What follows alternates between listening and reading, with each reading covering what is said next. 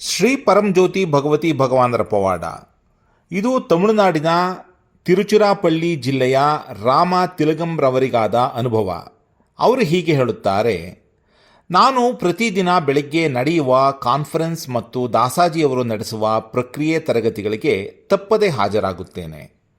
ಒಂದು ದಿನ ಪ್ರಕ್ರಿಯೆಯ ಸಮಯದಲ್ಲಿ ನಾನು ಶ್ರೀ ಪರಂಜ್ಯೋತಿ ಭಗವತಿ ಭಗವಾನರ ಕೃಪೆಗಾಗಿ ಪ್ರಾರ್ಥಿಸುತ್ತಿದ್ದಾಗ ಇದ್ದಕ್ಕಿದ್ದಂತೆ ನನ್ನ ಕೈಗಳು, ಕಾಲುಗಳು ಮತ್ತು ಬೆನ್ನಿನ ಮೇಲೆ ವಿಪರೀತ ತುರಿಕೆ ಕಾಣಿಸಿಕೊಂಡಿತು.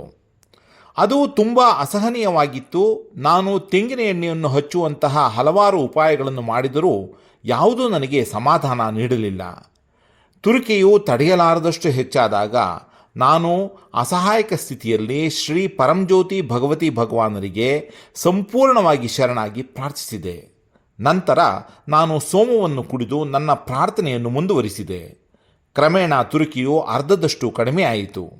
ಬಳಿಕ ಅದೇ ಪ್ರಕ್ರಿಯೆಯ ದೀಕ್ಷಾ ಸಮಯದಲ್ಲಿ ನಾನು ಕಲ್ಕಿ ದೀಕ್ಷೆಯನ್ನು ಪಡೆದ ತಕ್ಷಣವೇ ಆ ತುರಿಕೆಯು ಸಂಪೂರ್ಣವಾಗಿ ಮಾಯವಾಯಿತು.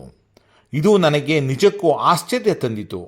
ದೀರ್ಘಕಾಲದವರೆಗೆ ಯಾವುದೇ ಪ್ರಯತ್ನದಿಂದ ಕಡಿಮೆಯಾಗಿದ್ದ ತುರಿಕೆಯು ದೀಕ್ಷೆ ಪಡೆದ ಕ್ಷಣಾರ್ಧದಲ್ಲಿ ಮಾಯವಾಗಿತ್ತು.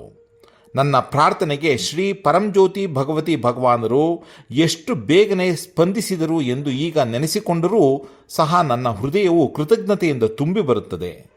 ತಕ್ಷಣವೇ ಇಂತಹ ಪವಾಡಗಳನ್ನು ಮಾಡಿ ನಮ್ಮನ್ನು ಹರಸುವ ಶ್ರೀ ಪರಂಜ್ಯೋತಿ ಭಗವತಿ ಭಗವಾನರ ದಿವ್ಯ ಚರಣಾರವಿಂದಗಳಿಗೆ ನನ್ನ ಹೃತ್ಪೂರ್ವಕ ಧನ್ಯವಾದಗಳು.